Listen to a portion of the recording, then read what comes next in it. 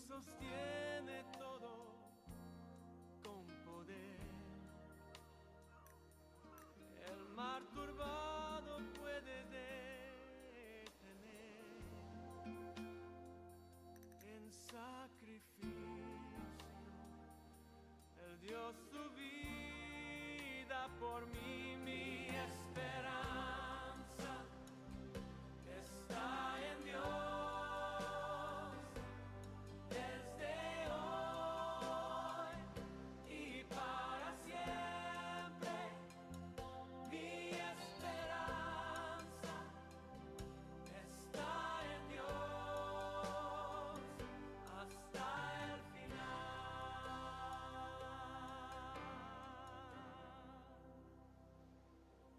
Su tierno amor se muestra en cada amanecer,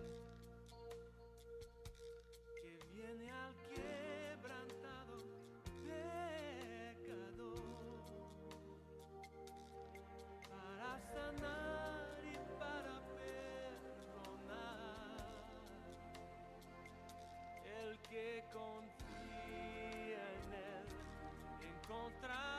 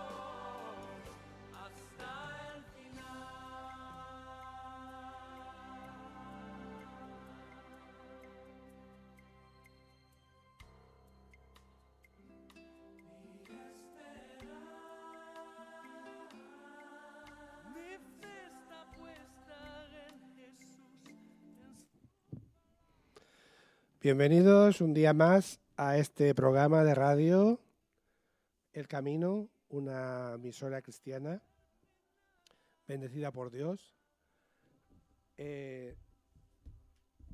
Estamos en el aire y el dial de esta frecuencia es el 94.9 de frecuencia modulada y el teléfono de esta emisora es el 963-673-969. Mi programa es Historia Bíblica Hoy y mi nombre es Fermín Nicolás Rigo. Y la historia de la Biblia nos lleva a conocer a Dios. Dios quiere un pueblo santo y sin manchas, preparado para su regreso, escudriñando sus enseñanzas y ponerlas por obras en nuestras vidas. Y el propósito de este programa está en Juan, capítulo 17, versículo 3. Dice, esta es la vida eterna, que te conozcan a ti, el único Dios verdadero, y a Jesucristo, a quien has enviado.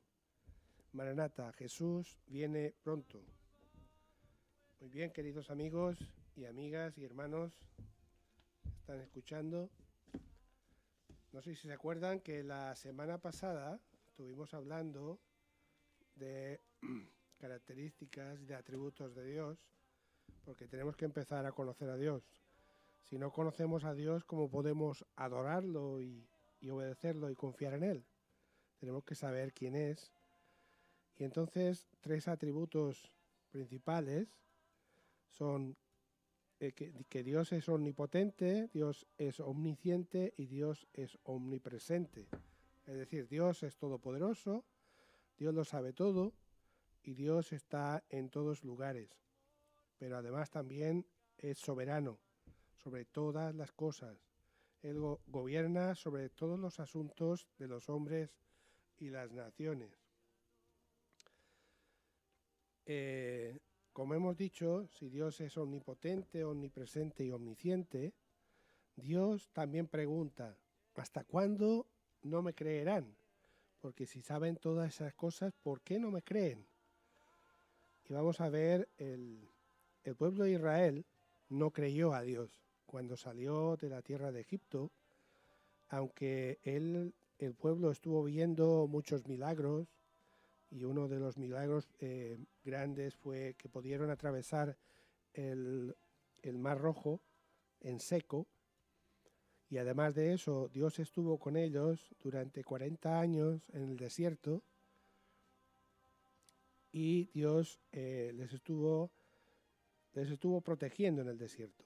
En Éxodo capítulo 13, versículo 21, nos dice, y Jehová iba delante de ellos de día en una columna de nube para guiarlos por el camino, y de noche en una columna de fuego para alumbrarles, a fin de que anduviesen de día y de noche.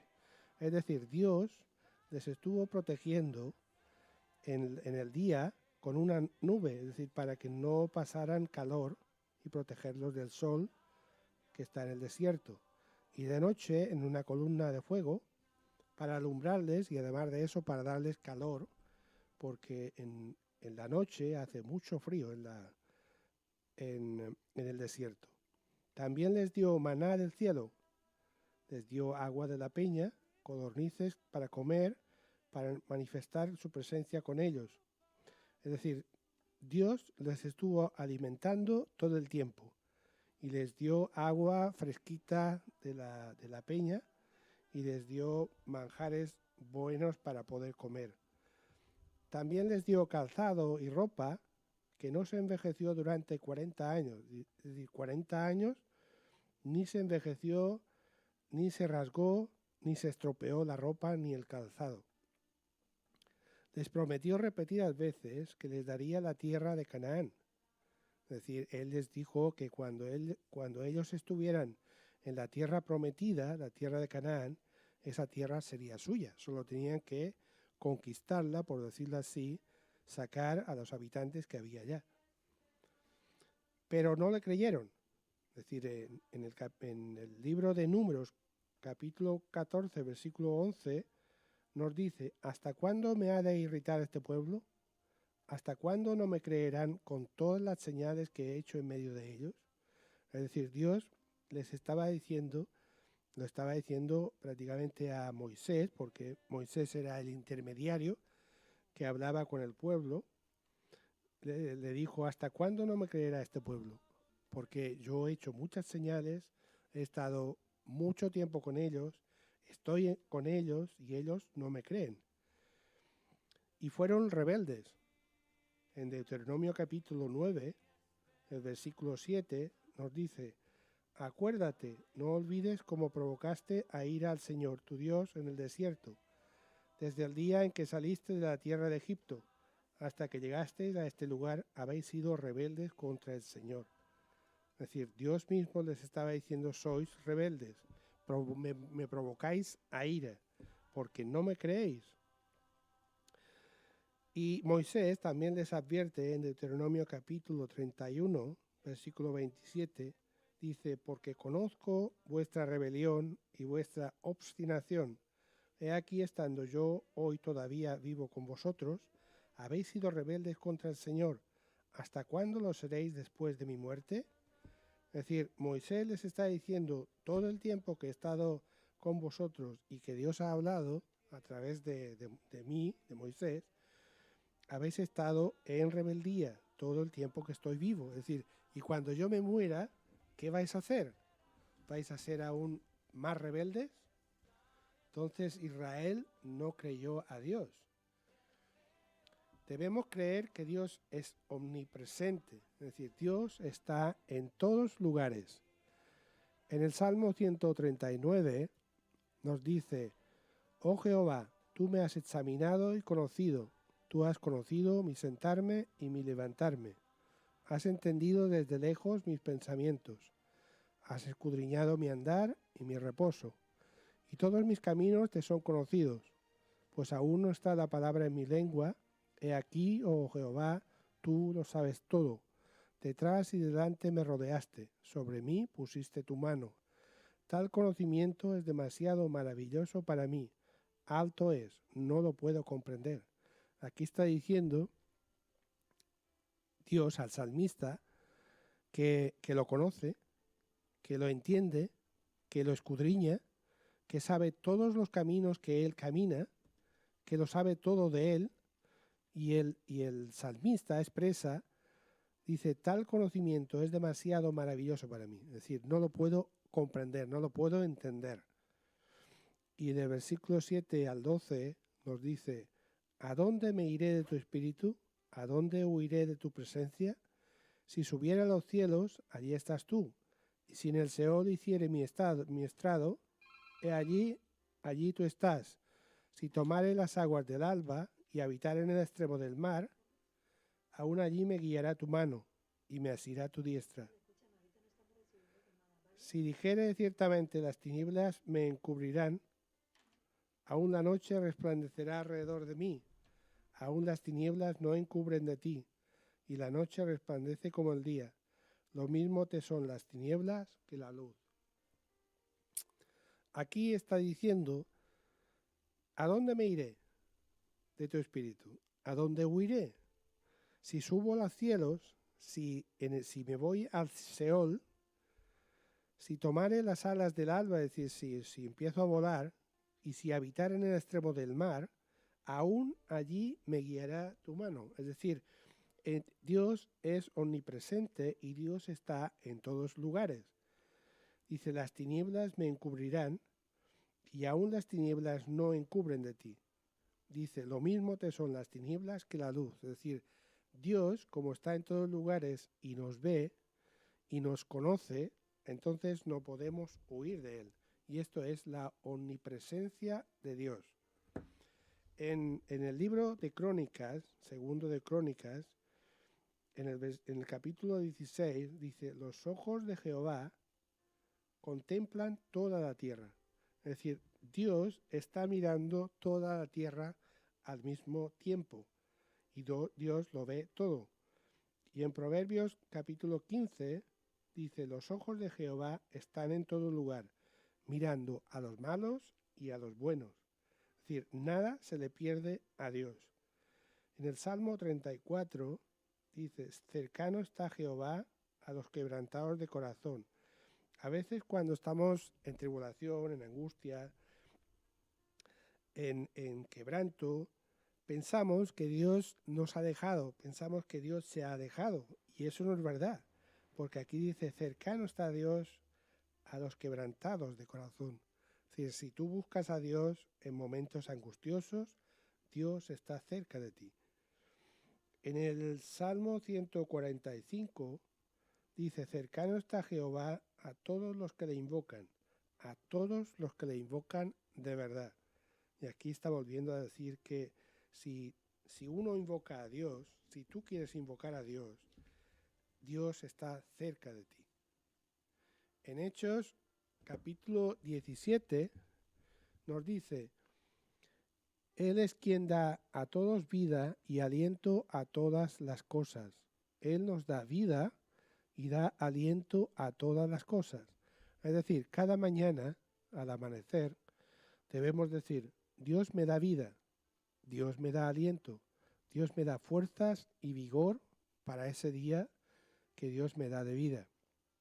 Cada día debemos analizar varias cosas que Dios nos da. Dios nos da muchas cosas en el día. Debemos observar, por ejemplo, las manos. Debemos meditar en las miles de cosas que las manos pueden hacer y dar gracias a Dios por ello. Debemos meditar en los ojos, en los oídos, en el cerebro, en todo el cuerpo y recordar que Dios lo hizo todo. Dios nos hizo a todos. También Dios nos da salud, el trabajo, la familia y muchas cosas más. En Hechos capítulo 17 también, en el versículo 27, dice, ciertamente Dios no está lejos de cada uno de nosotros, porque en Él vivimos y nos movemos y somos. Es decir, no debemos decir vivo y me muevo y existo porque es normal y natural. No, 1000 veces no. Vivo, me muevo, existo porque Dios me da vida y aliento. Es decir, estamos vivos porque Dios quiere. No es cuestión de haberme dado vida solamente cuando nací, sino que me da vida, me da aliento y alimento y todas las cosas cada momento, en cada día, mientras viva. Todo proviene de Dios. En Mateo 5:45 nos dice, porque Él hace salir el sol sobre malos y buenos y hace llover sobre justos e injustos. Es decir, por amor de Dios, por amor de Dios, por la misericordia de Dios, Dios hace salir el sol sobre los buenos y los malos. Sin el sol no habría vida en la tierra. Tanto los buenos como los malos disfrutan de este favor de Dios, por amor a su creación, y Dios hace llover sobre los justos e injustos. Sin lluvia, la gente se moriría de hambre por falta de producción agrícola. Tanto justos como injustos disfrutan de este favor de Dios. Es la manifestación de su amor sin distinción de personas. Es decir, Dios hace las cosas y da las cosas a todas las personas por su gran misericordia. Para estar bien con Dios es indispensable estar conscientes de su presencia todo el tiempo. Cristo sabía que el Padre estaba con él. En Juan capítulo 8, versículo 29 nos dice, Cristo dice, conmigo está, no me ha dejado solo el Padre, porque yo hago siempre lo que le agrada. Y en Juan capítulo 16 dice a los apóstoles, Jesús dice a los apóstoles, me dejaréis solo, mas no estoy solo, porque el Padre está conmigo. Es decir, Jesús aquí nos está diciendo que el Padre siempre está con sus hijos. Y Pablo dijo, el Señor estuvo a mi lado y me dio fuerzas cuando todos me desampararon. Es decir, cuando Pablo estuvo encerrado y atormentado en la cárcel, dice que todos le desampararon, pero el Señor estuvo a su lado. De la misma manera, cada hermano y cada hermana debe decir, Dios está a mi lado. Y esto es cierto. Dios siempre está a nuestro lado. Él nunca nos deja. Somos nosotros los que dejamos a Dios. Somos nosotros los que nos apartamos de Dios. Él siempre está dispuesto a escuchar y Él siempre está dispuesto a que todo nos vaya bien. En Mateo 18:20, Jesús dice, donde están 2 o 3 congregados en mi nombre, allí estoy yo en medio de ellos. Es decir, Jesús nos da la certeza de que si estamos congregados en su nombre y estamos hablando y compartiendo la palabra, dice que Él mismo está con nosotros. Pero está con nosotros no solamente en la asamblea, es decir, no solamente en la iglesia, no solamente en las reuniones, también, como dijo a los apóstoles en Mateo 28, está todos los días con nosotros, todos los días. ¿Cómo nos afecta una fe sincera en la omnipresencia de Dios? Con esta actitud podemos soportar pruebas, vencer tentaciones, ser diligentes en estudiar las Escrituras y ser activos en la obra enseñando a otros. Con esta actitud tendremos mucho cuidado para no pecar ni en hecho, ni en palabra, ni en pensamiento, porque Dios sabe los pensamientos, como conoce las acciones y las palabras. En esta actitud vamos a recordar siempre que Dios no puede ser burlado. Es decir, nosotros tal vez pensemos que decimos lo que realmente no somos y Dios lo sabe todo. Es decir, nosotros podemos engañar a un amigo, podemos engañar a un hermano, podemos engañar al pastor, podemos engañar a un evangelista, al que sea, pero a Dios no, porque Dios ve nuestra fachada y nuestro corazón y nuestros pensamientos. Dice, pues todo lo que el hombre sembrare, eso también segará. Es decir, si uno siembra mentira, va a cosechar mentira. Y en Hebreos 4:13 dice, y no hay cosa creada que no sea manifiesta en su presencia. Antes bien, todas las cosas están desnudas y abiertas a los ojos de aquel a quien tenemos que dar cuenta. Es decir, todas las cosas están abiertas y están desnudas delante de Dios, porque Dios lo ve todo. Es decir, seremos más constantes en oración y en estudio bíblico si sabemos y entendemos que Dios es omnipresente en nuestras vidas y en todo el mundo. Dios estaba presente en el mundo en la persona de Cristo. Es decir, cuando Cristo estaba aquí, tampoco lo creyeron. Mucha gente no creyó a Jesús. Y en Juan 8:46 nos dice, ¿quién de vosotros me redarguye de pecado? Pues si digo la verdad, ¿por qué vosotros no me creéis?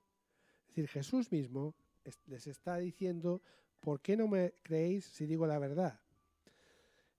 A veces he tenido yo, por decirlo así, cuando a veces hablamos con alguien, si decimos la verdad, pues dejamos de ser simpáticos, por decirlo así.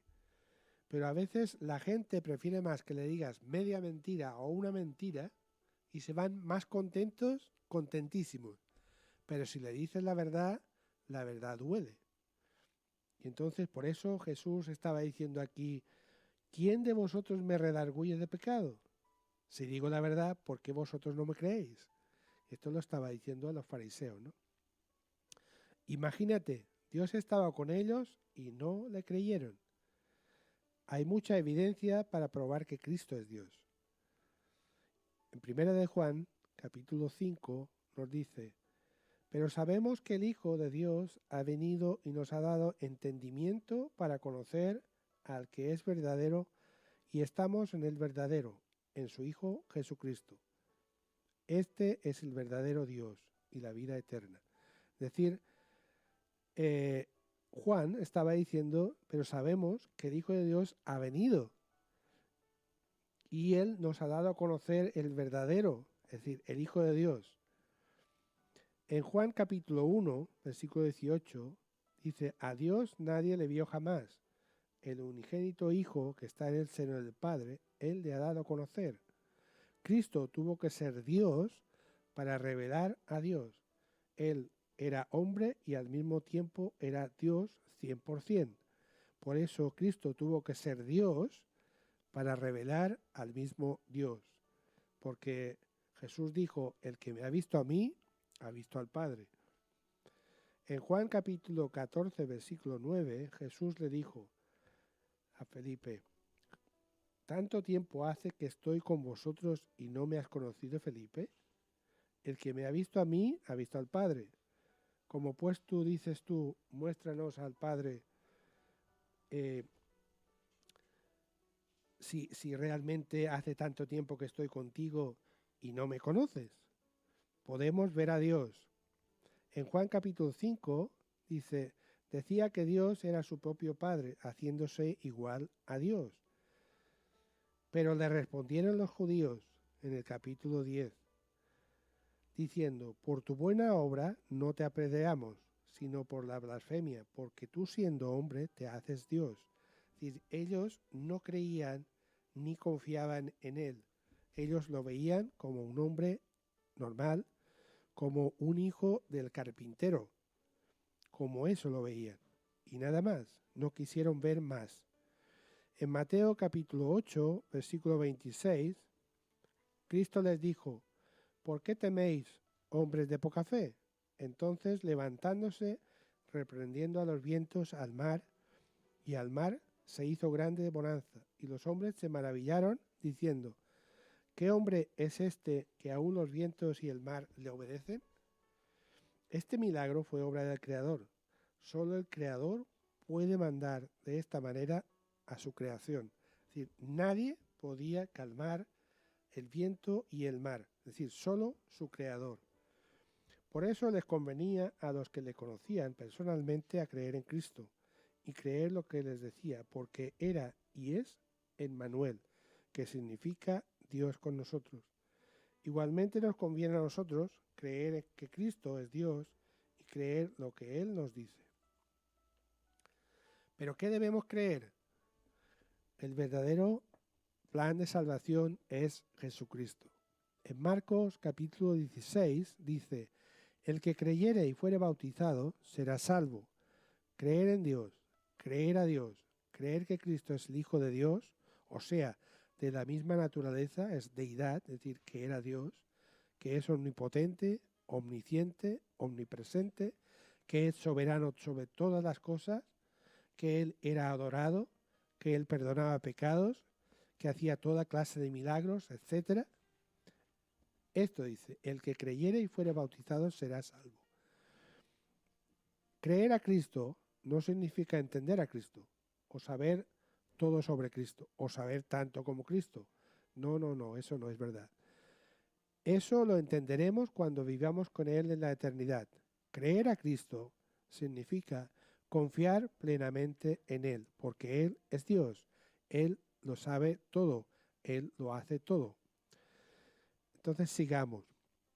Lucas capítulo 13 dice: si no os arrepentís, todos pereceréis igualmente.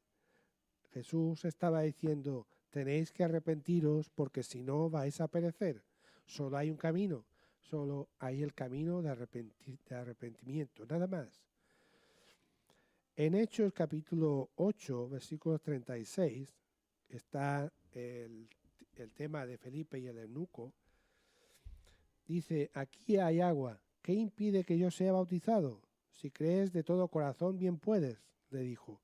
Y respondiendo, dijo: creo que Jesucristo es el Hijo de Dios, y le bautizó. Esto es la confesión correcta, el creer. No tienes que entender, tienes que creer. Mateo capítulo 10, versículo 32, esto lo dice el mismo Jesucristo, dice: a cualquiera pues que me confiese delante de los hombres, yo también le confesaré delante de mi Padre que está en los cielos. Y a cualquiera que me niegue delante de los hombres, yo también le negaré delante de mi Padre, que está en los cielos. Es decir, Jesús mismo está diciendo: si tú me confiesas que yo soy Dios, yo te confesaré delante de mi Padre. Pero si me niegas, también te negaré delante del Padre.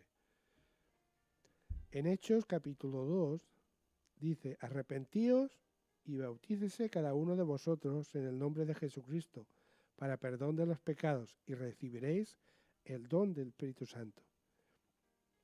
Es decir, aquí Pablo también está diciendo, Pedro, mejor dicho, está diciendo: arrepentíos y bautícese cada uno de vosotros. En Hechos también capítulo 2, versículo 47, dice: y el Señor añadía cada día a la iglesia a los que habían de ser salvos.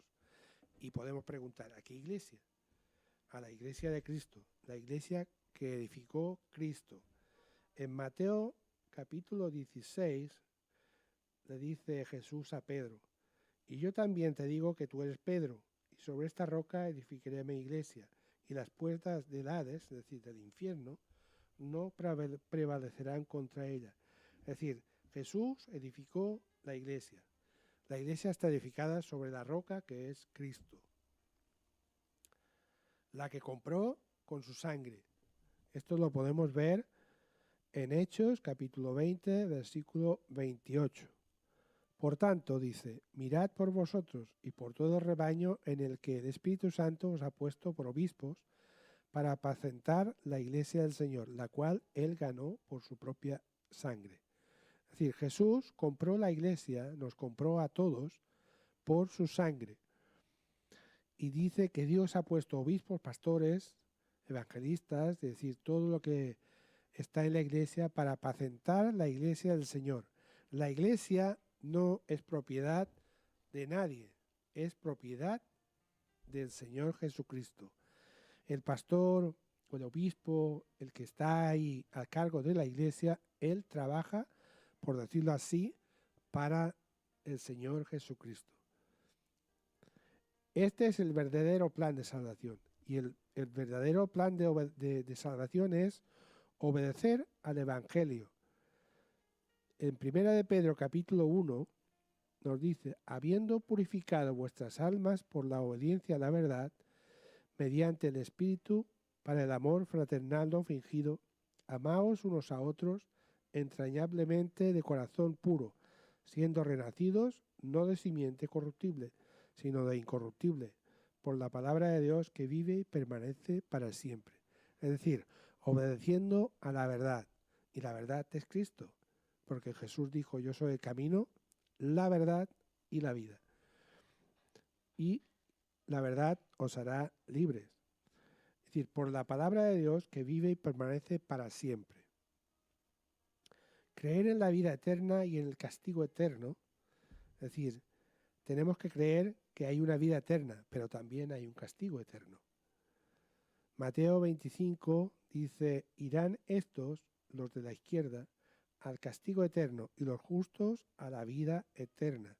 Es decir, Jesús mismo estaba enseñando dónde van las personas si aceptan al Señor o no aceptan al Señor, si creen a Dios o no creen a Dios, como el pueblo de Israel estaba ahí, que durante años estuvo Dios con ellos y no le creyeron.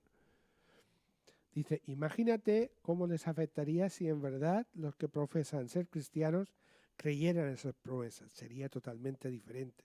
Yo no quiero decir que no lo crean, pero hay muchos cristianos que a veces son cristianos de domingo, que solo van a la iglesia y porque van a la iglesia se sientan ahí y escuchan la palabra de Dios, piensan que ya son salvos o que ya son cristianos y ya que nada les puede afectar. Pues no. El ser cristiano es ser seguidor de Cristo. Y esto a veces trae consecuencias que a nosotros no nos gusta. Por ejemplo, sabemos que a través de las noticias, de la televisión, de internet y de radio y todo eso, hay muchos cristianos ahora que son perseguidos, muertos por ideologías que no son cristianas. Entonces los cristianos también son perseguidos y al ser perseguidos pues les trae consecuencias, aunque estas consecuencias son después, por decirlo así, es la vida eterna con Cristo, porque Dios no se olvida de ellos. Profesan creer lo que Jesús dice acerca del infierno de fuego, pero si su fe en esto fuera como un grano de mostaza, harían todo lo posible por rescatar a los que no han obedecido al Evangelio, como dice Judas. En el versículo 23 dice, a algunos que dudan, convencedlos, a otros salvad, arrebatándolos del fuego. Es decir, todos los que conocemos a Dios, todos los que hemos aceptado al Señor, tenemos que esforzarnos en convencer a la gente de que Dios quiere lo mejor para todo el mundo.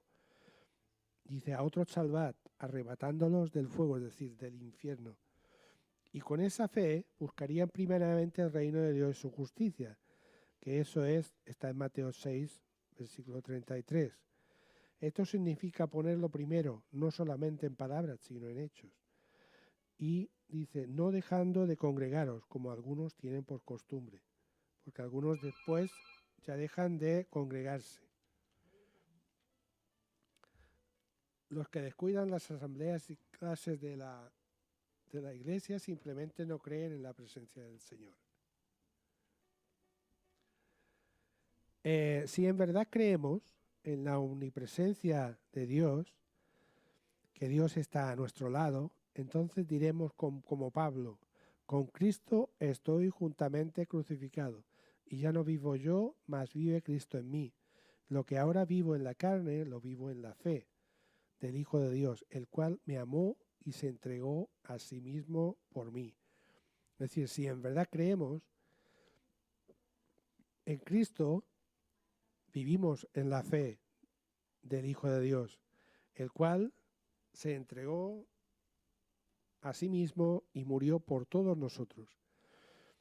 Para toda la decisión de la vida, preguntémonos, ¿Qué haría Jesús si Él estuviera en nuestro lugar? Y Dios sigue preguntando, ¿hasta cuándo no me creerán? Jesús sigue preguntando, ¿por qué no me creen? Es decir, prácticamente esta es la pregunta que nos tenemos que hacer. ¿Por qué es tan difícil creer en Dios? Cuando uno nace de nuevo, cuando uno hace el cambio, entonces ya no es tan difícil.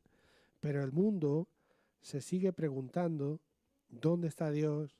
¿Por qué Dios no hace las cosas más fáciles? ¿Por qué no quita las guerras?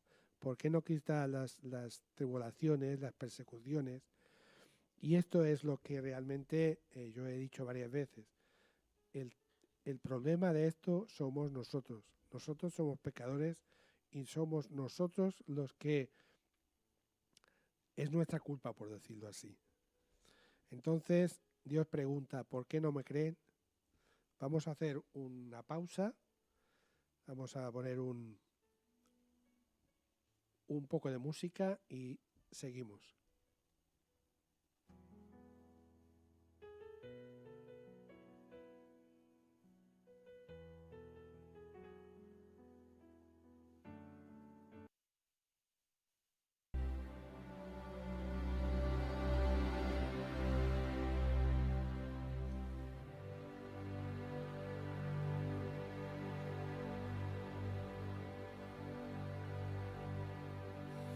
Señor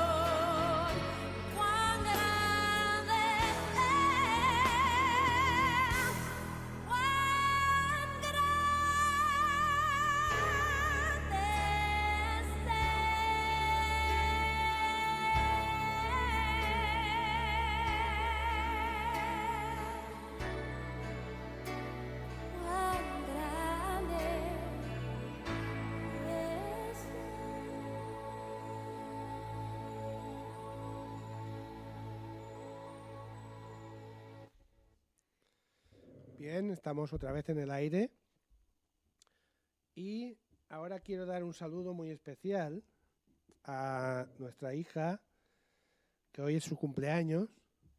Nuestra hija se llama María Costanza, que también la llaman Connie. Ahora está trabajando en la peluquería.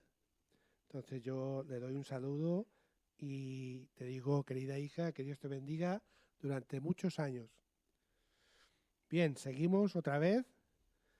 Y entonces, si conocemos al Señor, como estamos estudiando ahí, si conocemos al Señor y confiamos en Él, tenemos esperanza, y esperanza de vida eterna. Jesús enseñó que Él regresaría. Él cuidadosamente advirtió a sus discípulos que necesitaban estar constantemente preparados para esto. Ellos entendieron que la era actual terminaría con su venida. La garantía de su venida era una de las verdades con las que Él consoló a sus seguidores antes de su muerte. Es decir, cuando Jesús estaba ahí, sus discípulos pensaron que ya era el último tiempo. Pero Jesús les estuvo diciendo en Juan capítulo 14, dice, no se turbe vuestro corazón, ¿creéis en Dios? Pues creed también en mí. En la casa de mi Padre muchas moradas hay. Si así no fuera, yo os lo hubiera dicho. Voy pues a preparar lugar para vosotros.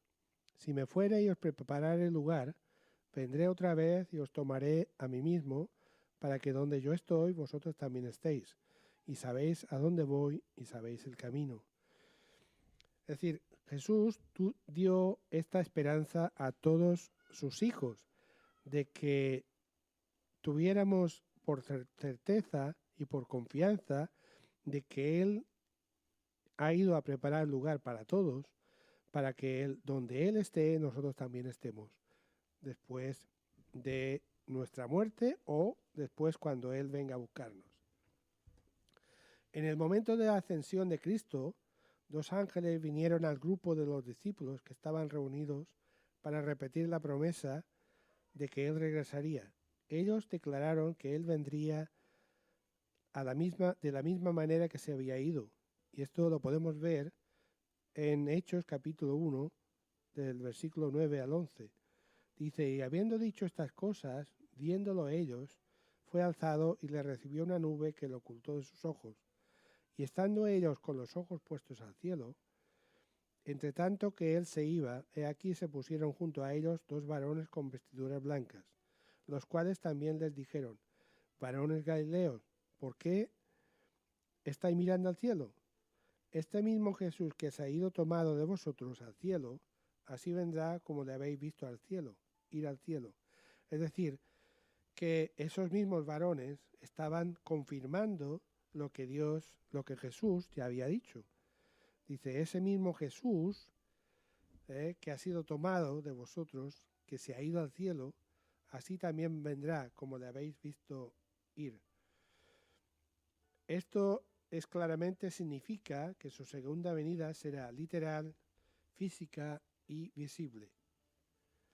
Las epístolas o las cartas del Nuevo Testamento se refieren frecuentemente a la segunda venida y a través de los pasajes de las Escrituras que tratan de este tema recurre a la idea de la inminencia. Aunque hay un periodo de tiempo entre la primera venida, el rapto, y la segunda venida, que es diferente, todas las enseñanzas acerca del regreso del Señor enfatizan que acontecerá repentinamente y sin previo aviso, que los creyentes deben estar siempre en un estado de preparación continua. Los creyentes en los primeros días de la Iglesia vivían en un estado de expectación, es decir, de espera. En 1 Corintios capítulo 1, versículo 7 dice, estaban esperando la manifestación de nuestro Señor Jesucristo, como si fuera el último momento. Y en 1 Tesalonicenses, capítulo 1, también nos dice, y esperar en los cielos a su Hijo, al cual resucitó de los muertos, a Jesús, quien nos libra de la ira venidera.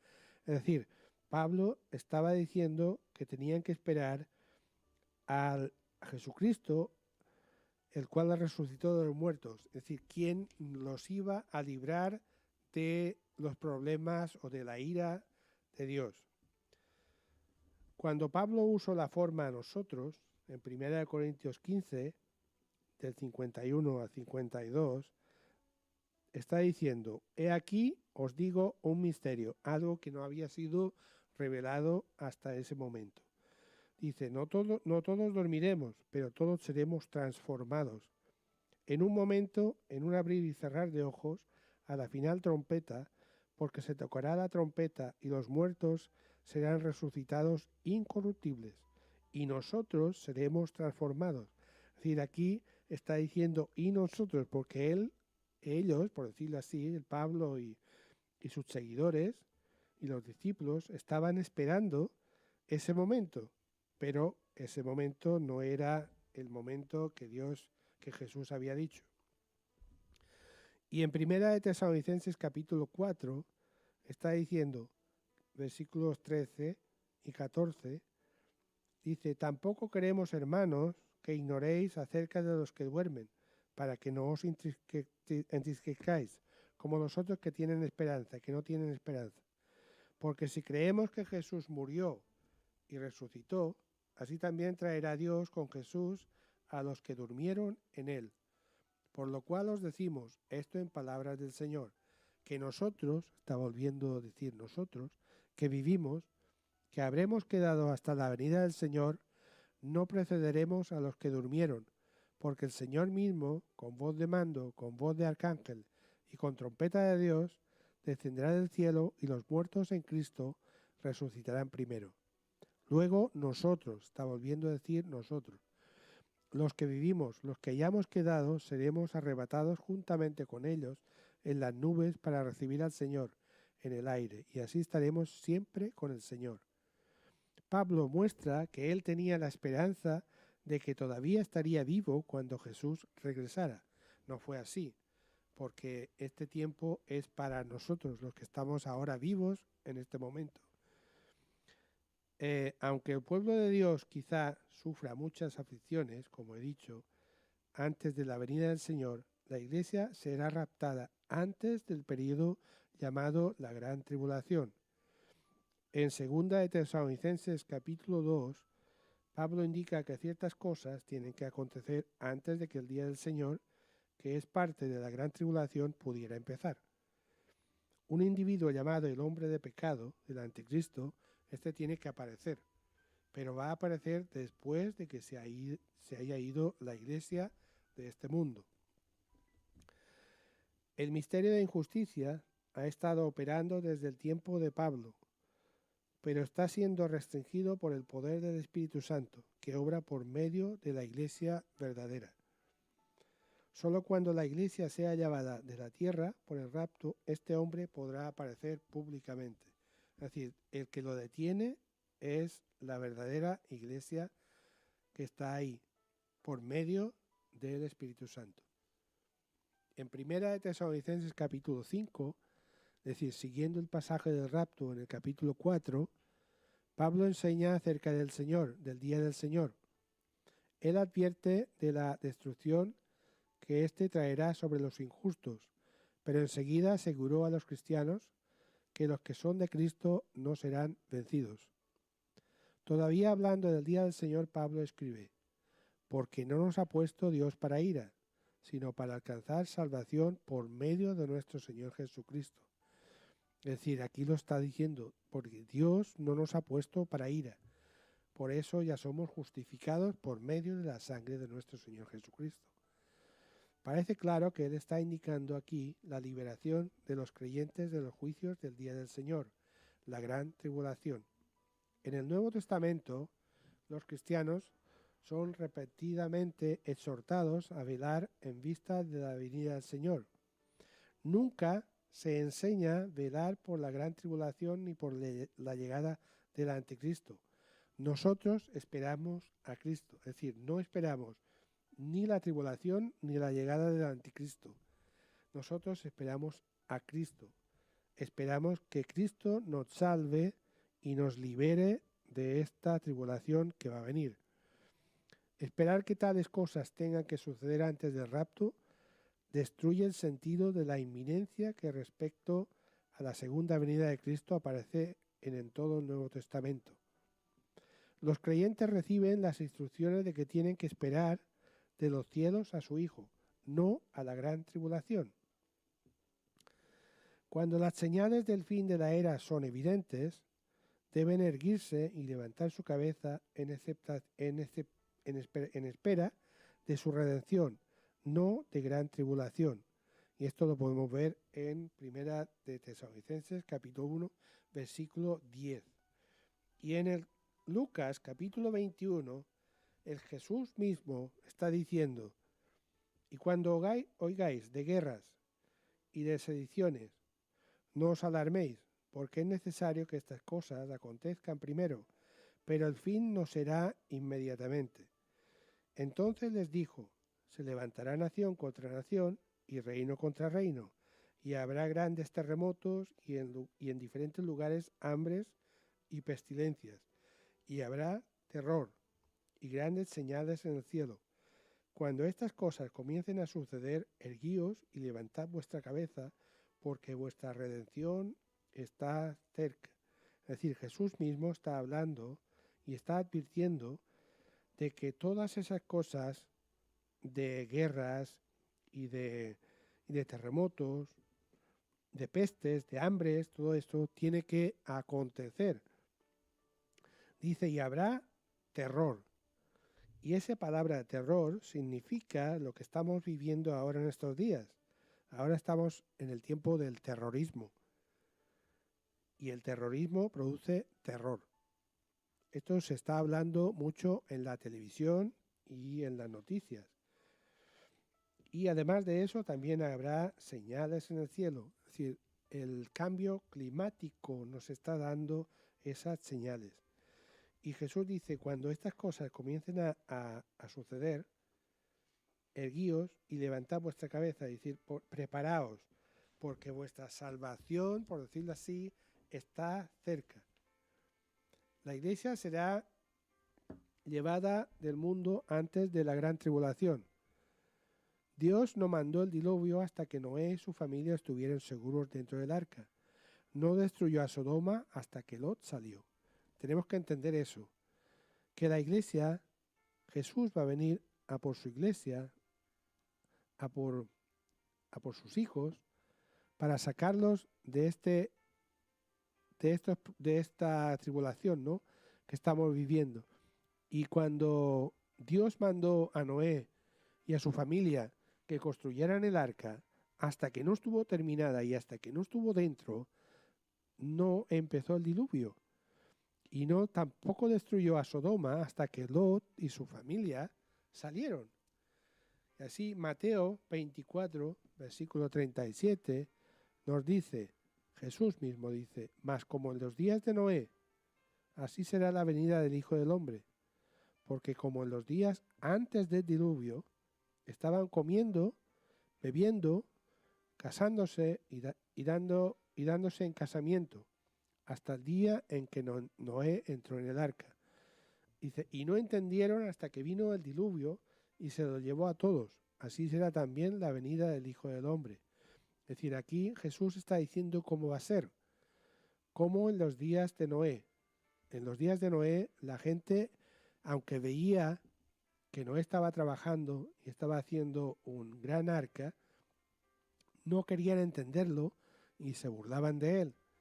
Porque dice aquí que antes del diluvio estaban comiendo, estaban viendo, estaban casándose, estaban de fiesta, por decirlo así, hasta el día que Noé entró en el arca. Dice, y no entendieron hasta que vino el diluvio y se lo llevó a todos, es decir, no quedó nadie. La Biblia hace referencia de un rapto que es pretribulación, es decir, antes de ese día de la ira, antes de ese tiempo de tribulación. Mientras los cristianos esperan con alegría la venida del Señor, es bueno recordarles las palabras de Pablo a Tito, que le dice, porque la gracia de Dios se ha manifestado para salvación, es decir, no para destrucción, a todos los hombres, enseñándonos que renunciando a la impiedad y a los deseos mundanos, Vivamos en este siglo sobria, justa y piadosamente, aguardando la esperanza bienaventurada y la manifestación gloriosa de nuestro gran Dios y Salvador Jesucristo, quien se dio a sí mismo por nosotros para redimirnos de toda iniquidad y purificar para sí un pueblo propio, celoso de buenas obras. Es decir, aquí este pasaje dice que Dios, la gracia de Dios se ha manifestado para salvación, para todos los hombres. Es decir, Dios da esa oportunidad a todos los hombres, aguardando la esperanza bienaventurada y la manifestación gloriosa de este gran evento que va a ser cuando Jesús venga a buscar a su iglesia. En Juan, capítulo 1, nos dice, aquel que es la palabra, que es Jesucristo, estaba en el mundo, y aunque Dios hizo el mundo por medio de él, los que son del mundo no lo reconocieron. Vino a su propio mundo, pero los suyos no le recibieron.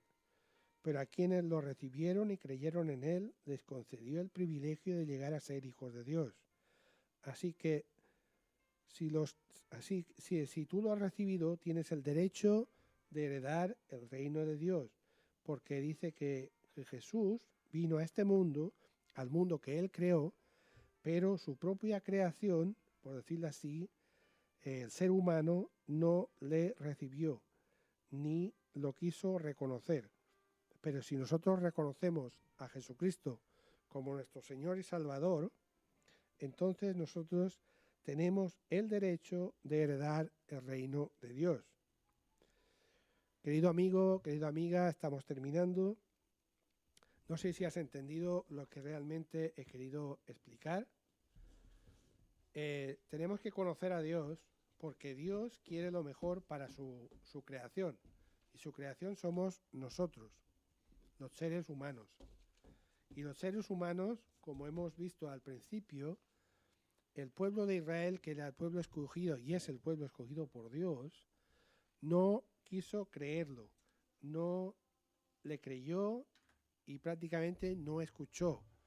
Entonces todos los que salieron de la tierra de Egipto, todos los que salieron, nadie cruzó a la tierra prometida, solo los que habían nacido dentro del desierto, porque los que vieron esos grandes milagros, como el pasar el Mar Rojo y saber que Dios los cuidaba todo el tiempo, aún así no lo creyeron.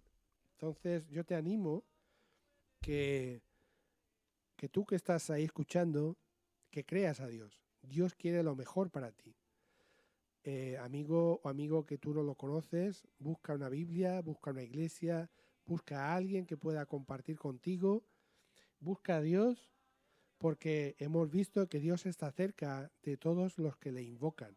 Si tú invocas su nombre, y tú le buscas, Dios está cerca y Dios se manifestará a tu vida. Quiero hacer una oración y ahí nos vamos a despedir. Padre, te damos gracias, Señor, por este tiempo. Gracias, Señor, por haber podido compartir. Gracias, Señor, porque todos los que están al otro lado de la misión, Señor, de los que están escuchando en su casa, en el coche, en el trabajo, Señor, te pido, Señor, que tú los bendigas y que esa palabra, Señor, no caiga en saco roto, por decirlo así, que no se vaya vacía, sino que todo el que ha escuchado pueda ser salvo. Sé que lo puede ser, porque tú, Señor, lo quieres. Te pido, Señor, que tú los bendigas y que los traigas, Señor, a los caminos correctos, Señor, a buscar al Dios verdadero. Gracias por todo, en el nombre de tu Hijo Jesús. Amén. Queridos amigos y amigas, nos estamos viendo, si Dios quiere, en el próximo día. Que Dios les bendiga a todos.